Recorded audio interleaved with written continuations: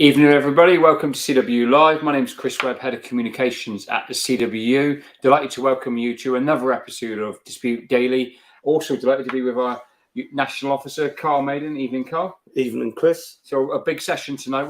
Carl and I are going to be talking to and taking your questions for our Royal Mail Group fleet and engineering members. So we know that you want to know what's at stake for you in this dispute. We also want to hear how much you support the union, any key questions you've got, etc. So please get thinking of any questions for Carl. It's a great opportunity to you as local members, local reps to put your questions straight to Carl as the national officer. Carl's also going to be explaining in depth what the dispute means to you, and of course, most important of all, answering any questions you've got. You can help us a couple of ways tonight. Firstly, please share the link, tag all your colleagues at work to make sure we get the biggest possible audience. It's fantastic to see already over 400 of you online. That's really what Carl and I were just discussing before we went live. We were hoping to get a few hundred of you on so we could have a really good debate. And then, of course, it's going to be available on catch up afterwards. But whilst you get your questions ready, whilst also let us know where you're watching from, let us know how long you've been a member of the union, let us know critically in this dispute that you're going to be voting yes. You do all those things. I'm going to ask Carl to open up the session, set the scene a little bit for our fleet and engineering members, if that's okay, Carl? Yeah, thanks, Chris, and thanks to all our reps and members who have tuned in tonight. And, this session is predominantly about engineering and fleet. We know that there's smaller numbers within engineering and fleet, but these grades are no less important than the other grades where we've got the massive numbers. So if we go back to the original pay meeting, we weren't told in the room on that day, but the following day we got a letter and an announcement by Royal Mail that engineering and fleet weren't included in the negotiation. And of course, we put that right because engineers always have been in with the Royal Mail Group, and whilst we have separate negotiations for fleet, they've always been included in it as well. So, just to make it absolutely clear, this is a Royal Mail Group-wide ballot that we're heading into. The offers we've had have included engineers and fleet, and I know for a fact that some managers have been going to individual members and saying that this doesn't affect you. Well, it does. It absolutely does. And, the whole dispute that we're going into, all the talks that we're having is definitely part of all of it. Why do I think that they want you to feel you're not involved? It's the old divide and conquer. Separate people, make them think they're not involved. And but clearly, we as a union, every single member counts. So everyone is involved within that.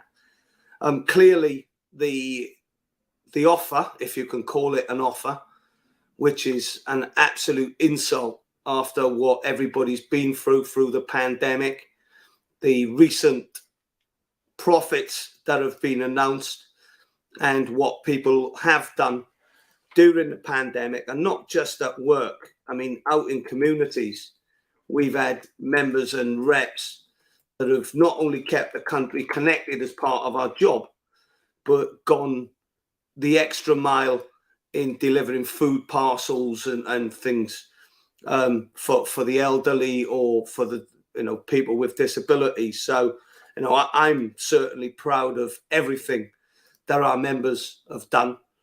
Royal Mail have said that they're proud, but unfortunately, their offer doesn't show that. So, we are continuing to go into talks, but we need to be preparing for a dispute because that's where we're heading. And, we want a no strings pay deal. Royal Mail have now offered a part no strings pay deal, but for the rest of it, there are strings attached. So, we've been in the dispute resolution procedure and we're going back into talks this Wednesday, and we'll see what the latest situation is there. Thank you, Carl. So, it's already got questions coming in, which is brilliant from our both our fleet and our engineering members. The first one put to you from Martin, one of our engineering members, who's saying, can you explain exactly what the strings are Royal Mail are looking to put forward, attached to their offer, if we can call it that, on pay? I can give you the headlines and we'll explain a bit later on, Chris, about the 2 DRP. So our DRP is for a no strings pay deal. And obviously, because there were strings attached to that, that's why we went into the DRP. But Royal Mail did put a DRP in. But what they want, so this would be for the extra 1.5%, is they want 24/7 working in, around engineering and fleet. For fleet, they also want an acceleration, what they're calling acceleration of the green agenda. I don't know too much of what they mean by that, but what they've told us is an approach towards future maintenance of zero and low emission vehicles, which, is something that we're expecting anyway. And something to do around new vehicle technology, simplifying vehicle technology. Now, we haven't had any discussions on that, but critically for every grade is they want to look at the absence and attendance procedure. And what's clear within that is that they're coming back with the same issues that they've put on the table in 2018, 2020, which will clearly be to weaken the sick absence that people enjoy at the moment, which is a major benefit to us. And no doubt that will include lessening the amount of potential sick pay and reducing full sick pay to SSP in certain conditions. So at the moment, that's all that we've got, because we haven't got into any of the detail around it because of the legal position of the 2 dispute resolution procedures. Thanks, Carl. Really interesting question from Joanne, who says, do we think that they'll offer a better deal? Because it's not sounding likely. I mean, obviously, we spoke about this to Terry Pullinger, I think, sometime last week. And, the obvious answer would be to say that we've already been able to move them, in terms of they originally were saying like nothing without, no pay without any strings, no pay without conditions. And then all of a sudden last week rocked up and said, well, the first 2%. But are you confident that if people back the union, we can see change for our fleet and engineering members? Absolutely. And that is the major thing, is we've got the members behind us. So, and they need to improve their offer. I mean, you've only got to have a look at what's going on in the world at the moment, but, especially for our members. You've got inflation, the highest it's ever been. You've got the rest of the cost of living crisis around fuel and home energy. Our members are starting to be hit now. And, there's 2 things that, I want to highlight. And we've told Royal Mail this, is we've had members that have come to us and said, because of what's going on and not getting a pay rise that at the moment, and where they're being hit hard, is they've started to use food banks. And we've also had members that have come to us and said, I think I'm going to have to pull out of the pension scheme because I can't afford to contribute to the pension scheme. Now, your pension scheme is your salary when you retire.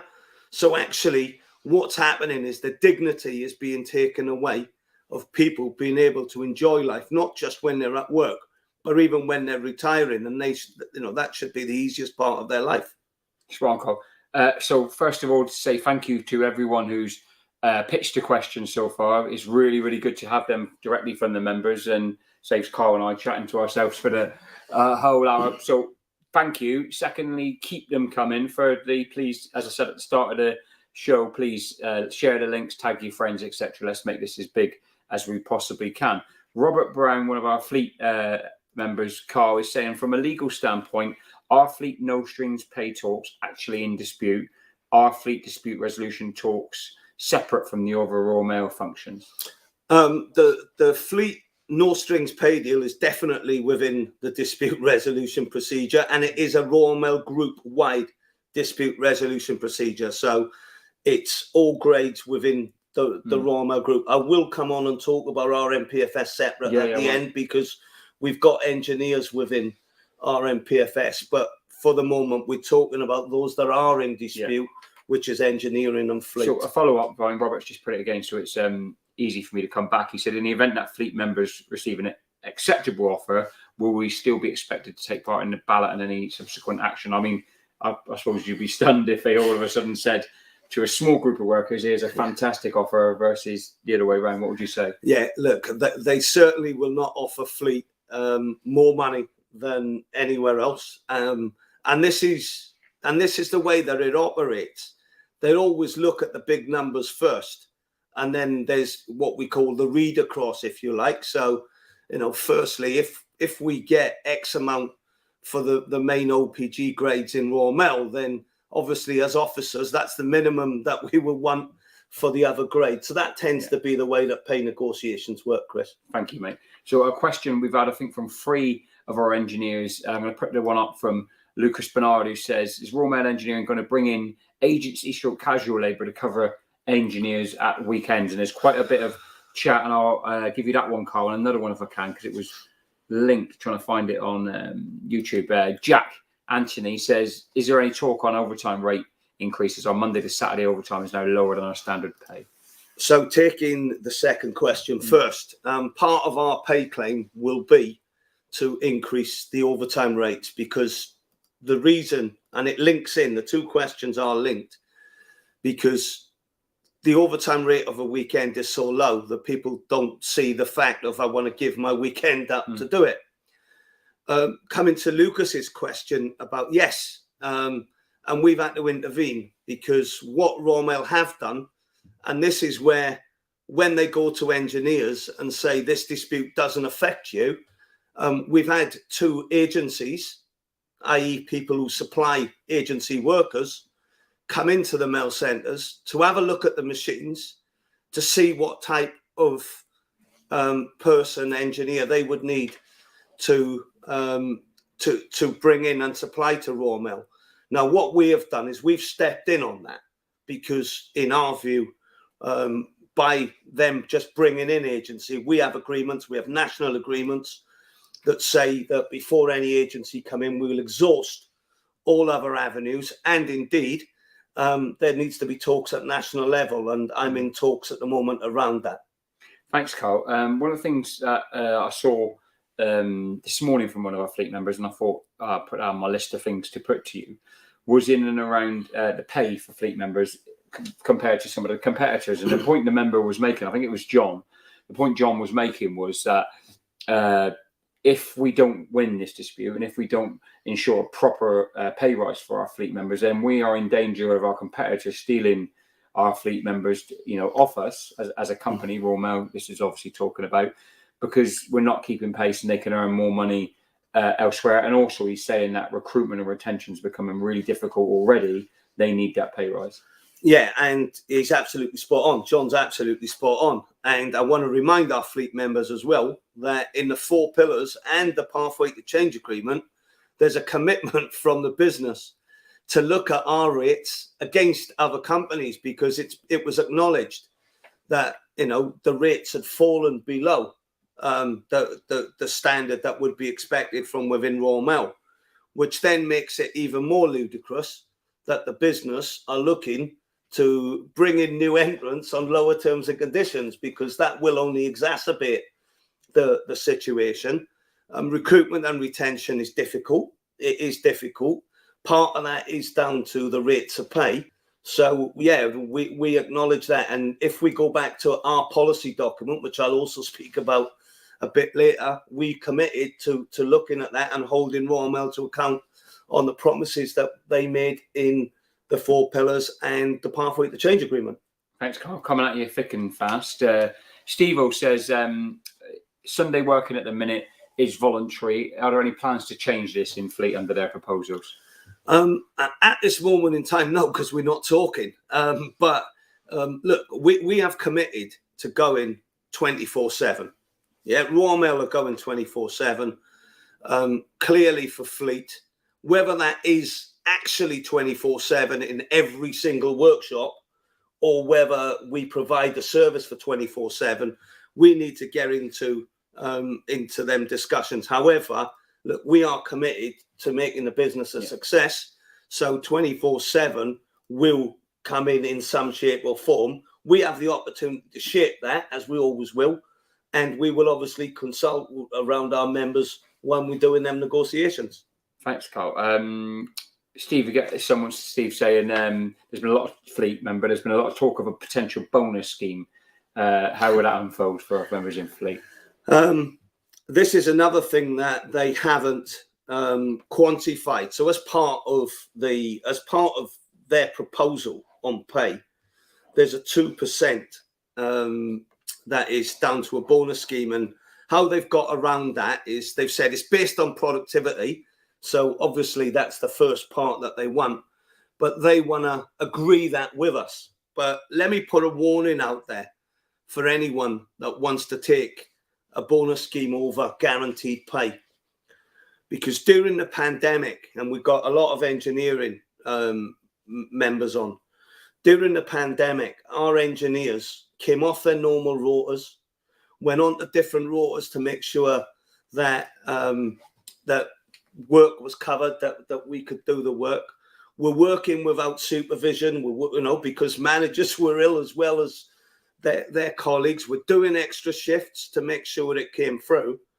And the bonus scheme that's already in place in engineering, unfortunately, during the pandemic, and it was as little as 0.1%, Royal Mail refused to pay 6 mil cent as their bonus during that period, and we're dealing with that at the moment. But that just lets you know that even during the pandemic, when people did everything that they can, covering for people that were off, went the extra mile, 0.1% of a bonus, and they were then refusing to pay that in 6 mil centres around the country. Yeah, I mean, that make an emphatic point there around the certainty that obviously basic pay brings, Carl. I mean, just to be clear, obviously, what you're doing tonight is giving the members as much information as you possibly can. I mean, obviously, we reiterate continually what the union's position is a no strings attached pay deal. These issues will be dealt with via our various agreements. This is not proper to where we are now. But obviously, the company are tabling these proposals, so the members are very interested in them. One thing Jack has asked us is the short working week. Is that still in the mix? Obviously, the commitment to move to 35-hour week, or have the business walked away from that? And where are the union on that? I mean, obviously, we have Carl, the answer is going to be we have our agreements. We're going to pursue them in line with that. What we're here for today is a no strings attached pay deal. Is that right? Yeah. So we need to separate two things out. We need to separate our pay deal from the pathway to change agreement. So the pathway to change agreement, we've agreed. We are committed to the pathway to change agreement. And indeed, we did a policy forum back in March to confirm our commitment to the pathway to change agreement. So the shorter working week is part of the pathway to change agreement. We are committed to that, but also we're committed to getting a no strings pay deal. Yeah. Now, part of the reason that I would say that the business want to rip up the pathway to change agreement is because of the fact it's mutual benefit. Our policy document that we cleared at the policy forum, the business don't even want to talk about that. They only want to talk about their subjects, their topics that bring them money in, but not about putting anything back on the table for others. Thanks, Carl. One of the sort of themes that certainly hasn't come out in this session, because I think it's overwhelmingly supported from the members, has been in and around with obviously the union, as in any organisation, you have groups of members which are more in terms of numbers than others. So, for example, obviously 100,000 CW members in Royal Mail Group, 90,000 were in delivery. So you're going to get a lot of, you see the gate meeting images or whatever, they're going to be predominantly deliveries, mail centres, parcels, etc. I wondered, your take on if someone's, the union doesn't care about us in fleet, union doesn't care about us in engineering, just how would you defend that point, and how passionate would you be about saying, no, this union fights for every member? Yeah, well, we do. And one of the things that I've made it my task since I've been in position is to get the recognition for fleet and engineering that they deserve, because they are looked at as just a cost centre. And to be honest, they're a blame centre as well. When something goes wrong with a vehicle, it's fleet's fault. When something goes wrong with a machine, it's an engineer's fault. But I tell you what, and I did say when I opened up, the smaller numbers, but no less important, they play a pivotal role in going forward. We meet with the senior reps on a regular basis. They have access to the department, and if people do have issues, then they should contact their local rep or their territorial rep and seek some help and support with that. Thanks, Carl. What if we're in a position where, I mean, the point to reverse the question, I suppose, on you is, you've just answered really well, was, surely the positive is to our members who are like saying, well, I'm in a small group of members, surely they benefit. So, for example, let me give you a sort of an example for you to potentially comment on. If you wind back to our last dispute, Royal Mail were going to Chupi Parcel Force out of the group, and they were pushing ahead with that. And it was only when the whole of the Royal Mail group got involved in the dispute and we delivered that thumping yes vote that they walked away from that proposal. So, in fact, almost the opposite of that point is true, isn't it? Yeah, it is. An attack on any working group within it, any group, whether, obviously Royal Mail in deliveries and processing have bigger numbers. We have a number of, the smaller numbers. So you've got fleet, engineering, parcel force, admin, MDEX. An attack on any of them groups, and the union will defend them. And, we are a union for that purpose. That is the purpose of a union. I mean, these small groups will never allow these small groups to be cut off. Similarly, when I opened up and said that they tried to exclude engineering and fleet from the pay negotiations. No, that ain't happening. We're all in it together. Thanks, Carl. Ben Watts from Bristol District saying, question from the engineering team at Bristol Mail Centre. And obviously, you've covered a little bit of this early on as well. Is the 24/7 working being discussed now, right at this point? Is that part of Royal Mail's claim? And do you feel an agreement will be reached? Again, 24/7 is a commitment that we've given in the pathway to change. It is part of their proposal within it. But, for 24/7, it's got to be a mutually beneficial agreement. At the moment, what they're saying is change all your rotors. I mean, engineering and fleet rotors are different to what you do within Royal Mail. You tend to balance your hours over a week within deliveries, and I know there's Wallingtons and things like that. But the engineering rotors are extremely complex, and what you can't do is you can't add in extra shifts without putting in extra resource. And that's what I've been pressing the business on at the moment, is we need to recruit. Yeah. If you're going to do a Saturday night that you didn't do before, you're not doing a Saturday night instead of a Monday night. No. So it will be part of the discussions going forward, and we will look to incorporate all of that. But the business do want to do it, or attempt to do it, at nil cost.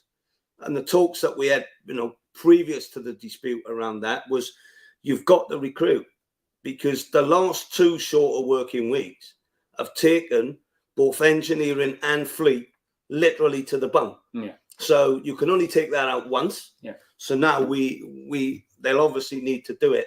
And that, again, I think may be why they want to walk away to the pathway to change, because it's an investment to give us a shorter working week. Spot on, Carl. A couple of good comments from our members. Dave Jennings says, we're right behind you. We stand together. As long as we're part of the CW, we're a family. Definitely getting a yes vote from me. The vote is for all of us to say enough is enough. I think that's spot on, Dave. John Gorman says, who sets these targets? More than likely to be set at such a rate they're basically unachievable. We're better off with a straight pay deal back to CW, 100%. And Ben says, thanks for the clarity on the answer you provided, Carl. So just slightly veering off, just for a moment or two, and then we'll come back onto it to close the session out. Obviously, another area of your responsibility is absence and dealing with all of our procedures. Yeah. Is any update for members on that? Yeah, there is. So all Royal Mail have been banging on about is the cost of absence, and there's figures of up to about £350 million, during the pandemic. And, we appreciate that's a big number. But see, Royal Mail's position to that is we want to cut absence, either the amount of absence you can have as paid leave or what you're paid. And whilst we haven't gone into any detail on that, I'm going to predict that it will be moving to SSP and reducing the amount of paid absence you can have. Currently, it's 6 months full pay, 6 months half pay over a 4-year period. That's a huge issue, isn't it? It's a massive issue. It's a massive issue because you have people that get ill. And to be clear, sorry, really sorry. To be clear, this is the whole of a group. Yes, this is everyone. Yeah, this is everyone. Yeah. But if this is what going back to 2018, I mean, bearing in mind, this is what they're wanting for this extra 1.5%. Yeah. And they keep going on about the cost of absence, and it is high. However, I have written to Royal Mail and spoken to lots of senior managers in Royal Mail where they are contributing to the cost of their own absence. So before we start cutting anything, and in fact, we're probably not going to agree to do it anyway, is we want to investigate the things like when people are suspended, why are they left off for 6 months? If people are treated in the workplace with a proper culture, which is all part of our pathway to change agreement, then if people are treated properly in the workplace and not put under so much pressure and so much stress, spoken to properly, not being bullied and harassed, grievances are getting dealt with, and bullying and harassment complaints are being dealt with, we believe that in itself will reduce the cost of absence. And that's where we want to focus. If we get into these talks, that will be where we will want to go. So one of the things that Ben, again, from Bristol's made a really good point there, and it follows on from what you're saying, actually, Carl, is obviously when Royal Mails, they're all over like workplace, or, they're actually putting out briefs saying to our members, you're the best paid people in the industry. One of the points, and obviously there is an argument now around, basic pay that may or not always be true. But of course, there are other benefits. There are sick pay, there are annual leave, etc. One of the things that that a lot of members are worried about, I think, is if we start to lose some of the stuff you're talking about, then we're in a race to the bottom. We're as bad as the rest of them. But do the union see that as a red line, defending the hard-earned rights we've got on sick, on conduct code, on on annual leave, and all those other things which Royal Mail may try and chip away at? Yeah, absolutely, because it is a race to the bottom. Let's be honest about it. They've just given £400 million to shareholders, and already, they're talking about what they're going to give the shareholders again in August, after the AGM. So actually, either they only care about the shareholders and giving the shareholders money to save their own jobs, but none of them shareholders and hardly any of the senior executives were out in the workplace during the pandemic. Mm-hmm. So the people that turned this country around are our members. Mm-hmm. On this point of directors, actually, you're almost, if you're looking at my notes here, mate, is the point of directors. I was going to ask you, obviously, led by Terry Pullinger, Deputy General Secretary Postal, you've all been in negotiations on pay, and over the last couple of weeks and trying to move some of this stuff forward. Have the Royal Mail been represented at the same level? As your interfaces all been in there as officers? No, not all of them. Mm-hmm. And this is what winds me up, is because you will get, engineering and fleet, the director will put out a letter going, this is a really good deal for you. They haven't been in the talks. Yeah. And we actually told them last week, I said, respect our members and get them directors in the room. Don't speak on their behalf. And then they go and pour out a letter as if they've been in the talks. They won't know a word what's gone on because they haven't been in there. Yeah, simple. Another one for you to fire through, Carl, if I can, is just to confirm for our Parcel Force engineering members that are watching that this covers them, what you're saying? Yeah, they are definitely covered within it. Parcel Force engineers now come under engineering, and we've been in touch with the reps at Parcel Force in Coventry. So you've got Coventry, Chorley and Hatfield. They will all be covered under the engineering pay agreement. Thank you, buddy.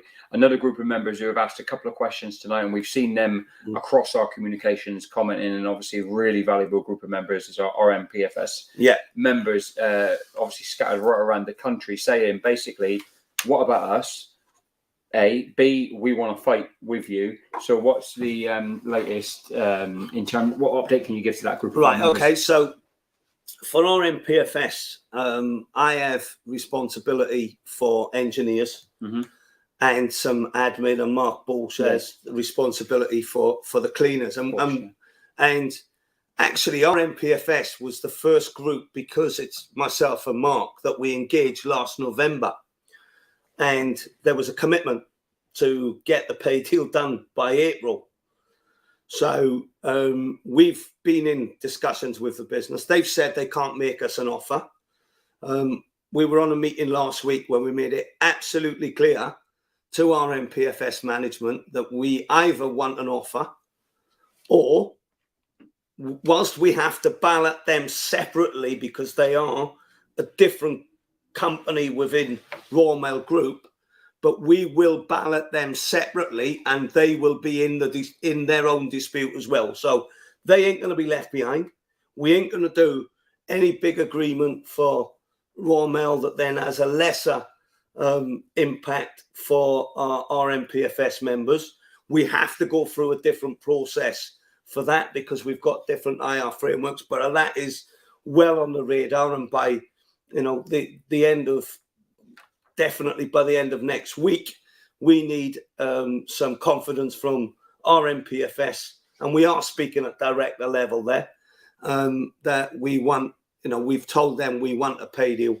Otherwise, we will invoke the separate ballot that's required for our MPFS. Thanks, Carl. One of the things, by the way, members from Engineering and Fleet, we're getting sort of towards the end of the session now. Fantastic turnout. We've had over 700 of you live tonight, which we really do appreciate. And Darren Robinson says, think this ballot is going to be a landslide victory. Everyone is fed up. I think we're feeling that right around the country, but we can't be complacent, Darren. And you lead me perfectly into my next question to Carl is, we have put out a call to the whole of our membership, Carl, saying we want meetings across the country. We want gate meetings, we want membership meetings, we want virtual meetings. We want you on these live calls. Just how important is it that our fleet and our engineering members are included in that, and that a meeting takes place in every workplace in the country? Yeah, so it's extremely important, and the message can't be clearer. We want a no strings pay deal. That's it. That is what we're balloting on. So, we had a meeting with our senior field officials from Fleet and Engineering and some of our unit reps a couple of weeks ago leading into this. And yeah, well, meetings are taking place, but effectively we want every single member spoken to, making sure they understand what it is, that they don't get sort of confused by Royal Mail's communication, because that's something they do as well. They go out of their way to purposely try and confuse issues and try and trip us up. So yes, for all our fleet and engineering members, we want meetings taking place. We understand that the numbers in workplaces are much smaller than what they are for the for the OPG grades, and that sometimes it might need to be a phone call because you're going to travel a number of hours to go and speak to one member, because we do have a single unit working. But every member needs to be spoken to, needs to have the discussion, and I'm confident that they will, because we've always said, and even going through our negotiations, the smaller groups are the most vulnerable. So I'm sure that our fleet and engineering members will deliver and will vote yes, will vote with us. As I said, Chris, the message can't be simpler. We're not asking you to go into the strings because we're not discussing them. So, hopefully that will deliver a massive yes vote along with the rest of the Royal Mail ballot. And alongside the call to the meetings that are going to take place, the call to vote yes. Obviously, 2016, this Conservative government changed the law, Anti-Trade Union Act. Now we have to have at least 50% of the members voting to have a legal industrial action ballot. Just how important is it that everyone votes? And what would your message to fleet and engineering members be on the importance of their singular vote really mattering? Well, the first thing I always say to people is vote as soon as you get your ballot paper, because you put it on the mantelpiece or you put it wherever and other mail gets put on top of it. But also, every single vote counts. It doesn't matter what grade you are. Every single vote counts, because every single yes vote sends the message to the company. So there's no vote that's more important than any other. Grades don't come into it. You're a member of this great trade union. We're a fighting trade union. We're looking to take it on. We can only do it if you're backing us. And the business do look at the ballot results, and they do base decisions based on the ballot results. And we want to beat the last two that we've had, which have been record-breaking in themselves. So our engineering and fleet members need to help us achieve that. Spot on. So 2 more questions for you, Carl. One, what would be your message to all of our brilliant reps out there who've done a fantastic job already getting the message out there, needing that a little bit more to ensure we get this vote over the line? What would your message be to the army of CW reps across the UK? Well, firstly, thank you for what you've done, but I want us to redouble our efforts. And it's not just about going to hold one meeting. We need to keep the meetings going all the way through. We'll have the ballot papers come out, and we win our disputes by doing face-to-face meetings. I know during the pandemic it was difficult, but get into as many of the workplaces as we can. Let's engage as many members as we can and make sure that we contribute massively to the yes vote that is clearly going to be coming. And we had the briefing today in Birmingham, and the message coming loud and clear from there was it's going to be a massive yes vote. And I want our fleet and engineering members to be a massive part of that going forward. Spot on, Carl. Final question then. What would your message be to our members? Because obviously, it's a really difficult moment. A cost of living crisis, which is hitting every single one working person. We've got so much going on in people's own lives, so much going on in the workplace. What would you say to our members, and just how is important that they give us their vote and give us their backing in this dispute? So the vote is the first thing, and hopefully we won't have to take industrial action, but we have to be prepared for it. And I know it is difficult at the moment, and I've covered that off a little bit earlier on. But the question is, we can't afford to back down, because if we back down now, we'll forever, ever be accepting less. So the question that I would put is, we have to do this, and can we afford not to do it should it be called on?